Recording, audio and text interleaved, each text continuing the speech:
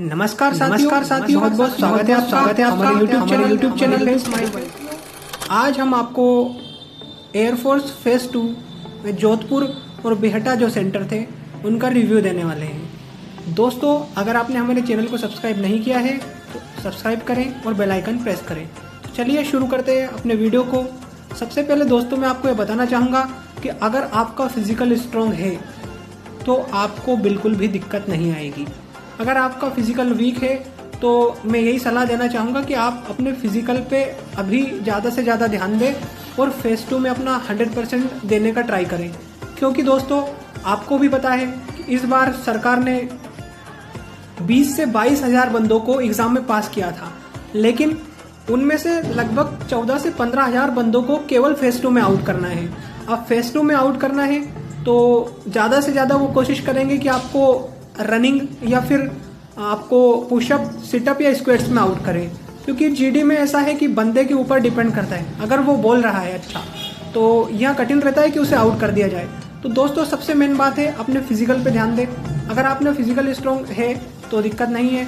दूसरा, आप पुशअप की ज़्यादा से ज़्यादा प्रैक्टिस करें, पुशअप को होल्ड करने की प्रैक्टिस करें। क्योंकि किसी न किसी सेंटर पे कहीं ना कहीं कभी 5 सेकंड तो कहीं 10 सेकंड का होल्ड भी करवाया जा रहा है। मैं अगर अपने जोधपुर सेंटर की बात करूं तो लगभग 400 से 500 बंदों की रिपोर्टिंग थी।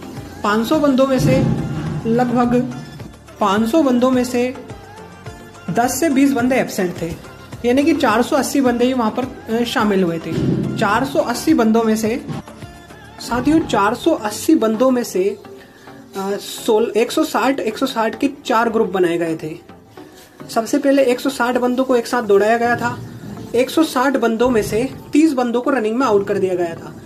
दूसरी बात, उसका परफेक्ट इंस्ट्रक्शन यह था कि किसी भी बंदे के हाथ में कोई भी इलेक्ट्रॉनिक गैजेट और घड़ी नहीं बंदी होनी चाहिए। दोस्तों मैं आपको जोधपुर के ही 5SC सेंटर की घटना बताना चाहूंगा। वहां इंस्ट्रक्शन देने के बावजूद एक बंदे ने हाथ में घड़ी पहन रखी थी। मैं आपको बताना चाहूंगा कि उस बंदे ने 5 मिनट 15 सेकंड में अपनी रनिंग पूरी कर ली थी, लेकिन उसको केवल इसी बिहाफ पर बाहर कर दिया गया कि उसने घड़ी पहन रखी थी। जो वहां पे राणा जी हैं उनका इंस्ट्रक्शन यह था कि आपने डिसिप्लिन का पालन नहीं किया। आपको इंस्ट्रक्शन दी गई थी, आपने भले ही रनिंग टाइम में पूरी कर ली हो, लेकिन आपने हमारी बात को अनदेखा किया, इसी बेसिस पे आपको बाहर किया जा रहा है। दूसरा दोस्तों, इस बात का विशेष ध्यान रखें। और पुशअप में क्या है कि अगर आपकी पोजीशन सही नहीं है तो उस बेसिस पे भी आपको बाहर कर दिया जाएगा। अगर आप तीसरी बात आती है कि पुशअप के बाद में दोस्तों आपका होता है SRT में आपको सारे ही क्वेश्चन सोल्व करने हैं, चाहे वो गलत हो या सही हो।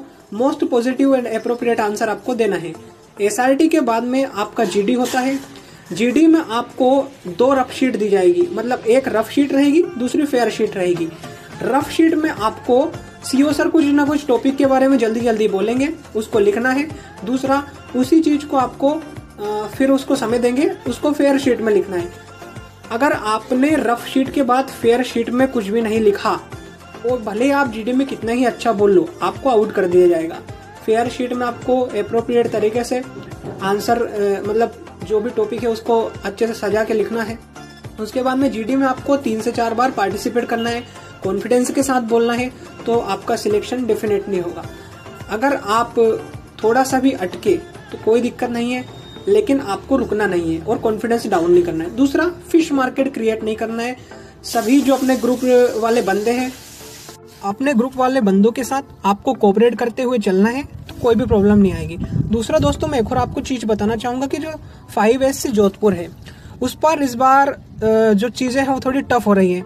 लगभग 500 बंदों में से 400 बंदों को आउट कर दिया जा रहा है। सिर्फ 100 बंदों को ही मेडिकल के लिए कार्ड मिल रहा है, तो थोड़ा सा टफ है। लेकिन बेहटा की अगर मैं बात करूं तो बेहटा जो बिहार का सेंटर है वो थोड़ा सा इस बार इजी पड़ रहा है।